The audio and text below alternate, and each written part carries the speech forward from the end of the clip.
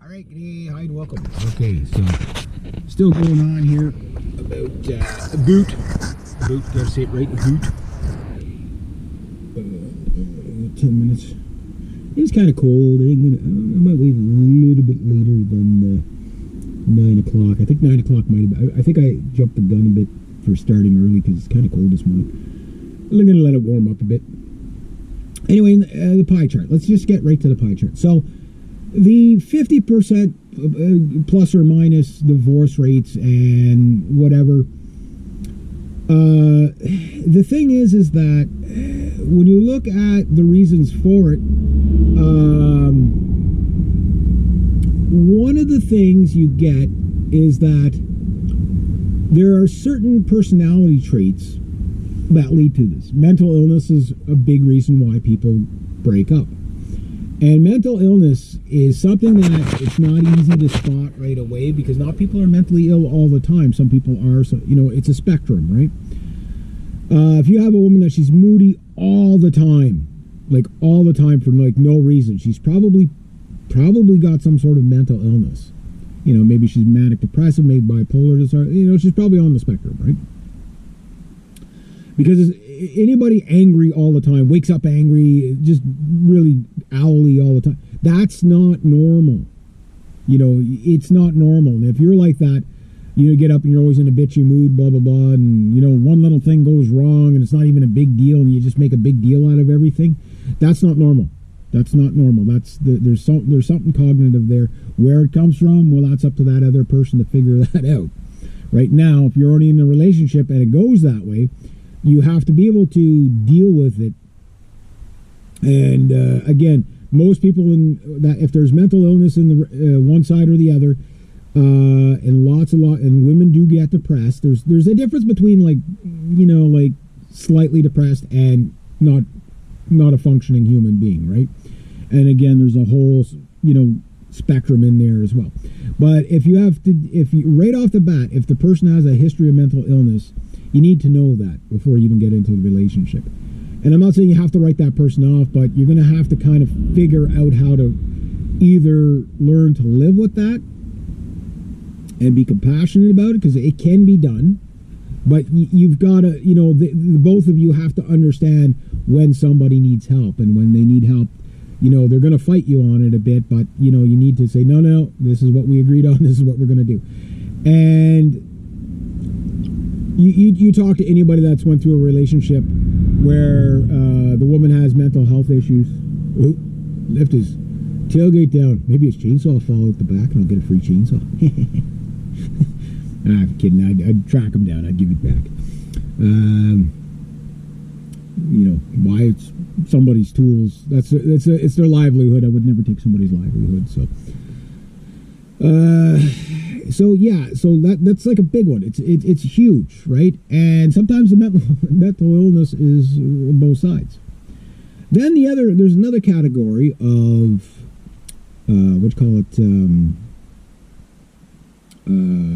like lifestyle problems, drugs, alcohol. Yes, the guys that smoke weed 24/7, maybe when you meet your girl, she's okay with it. But I can guarantee you over time, especially if you met young, she's probably going to want something a little bit more than a guy sitting on the couch smoking dope all the time, right? Kick that habit. Like, there's nothing good about it. I know people are, oh no, weed's this, weed. It's shit. It's a depressant. It's addictive. If it wasn't addictive, people wouldn't chronically do it. You know what I mean? It's not as bad as other drugs. I get that, but it is a gateway drug. But most important, if you don't take I used to be very neutral on the whole marijuana thing. It was never my thing. But I knew enough people that did it, and I was like, okay, well, I don't see any problem with it, whatever. And then suddenly they're all sheltered inside. They never go anywhere. They don't want to do anything. They're depressed, everything like that. And then they quit it. 6 months later, they're fucking in the gym. They're buying supercars. Maybe that's a little bit of an exaggeration. But they're happy. It's like, oh, okay, so it's okay. You see it once, okay, maybe it's anecdotal. You see it time and time again. And again, talk to the people that quit.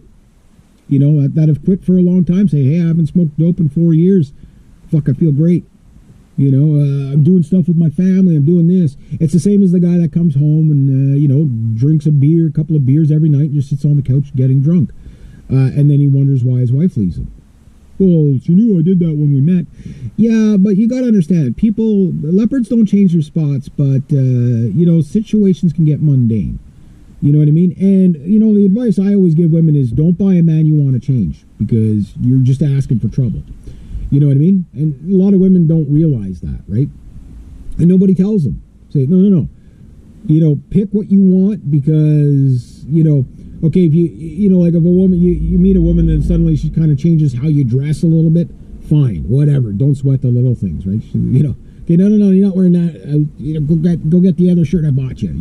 Okay, fine, whatever. And she's just saying that because she cares. You know what I mean?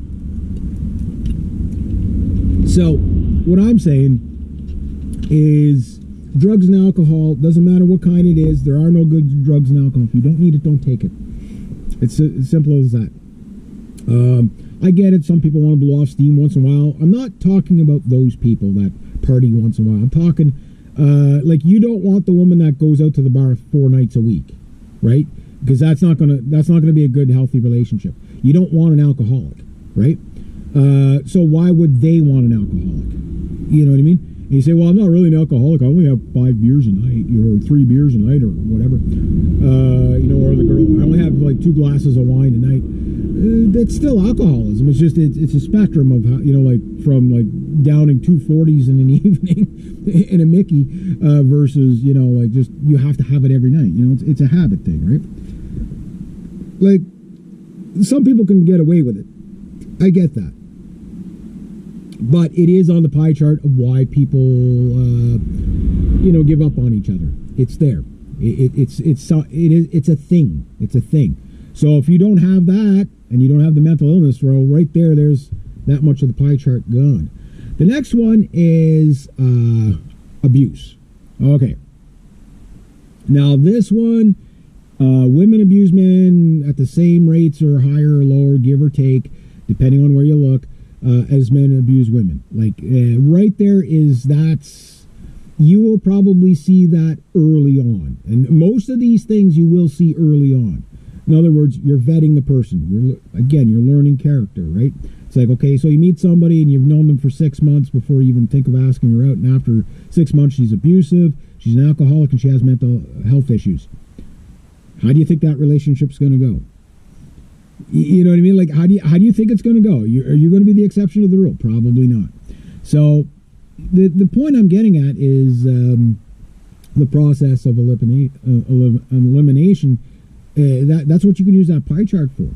The happiness one, I'm going to skip that one, because that one is just like it's neither here nor there.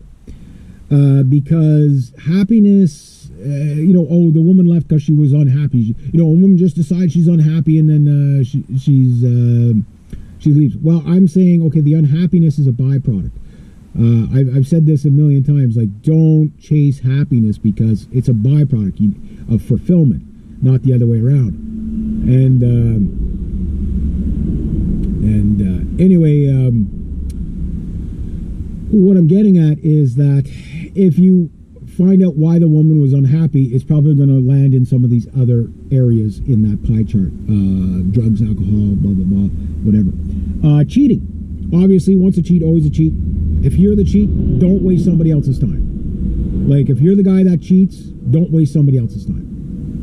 Because you're making it bad for everybody else. Like, go to a hooker or something. Rather than destroying, because these cheater types, they always end up finding the people that would be really good, and then that person is tainted after that, right? And I've always said, okay, don't hold the next person accountable for what the last person did. Women do this, men do this. You're just like my ex, blah, blah, blah. Don't do that. If you want to destroy a relationship, compare your whoever you're with to your ex. Yeah. You will destroy that relationship so fast and make your head spin.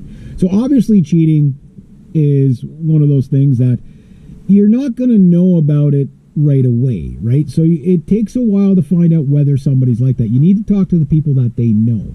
You need to find out about their last relationship. I'm not saying you got to be sneaky about it, But like, you know, if you're interested in somebody and you know, like there's a common friend, talk to them about it. And a lot of times they'll say, yeah, well, she kind of cheated, you know, on him and whatever. You know, the friend will usually be honest, you know, maybe not right away, but you know, like you can get a sense for these things. You know what I mean? You know, I'm not saying go talk to the ex because you're not going to get any good. You're going to get information, but it's not going to be good. Anyway, I'll keep going.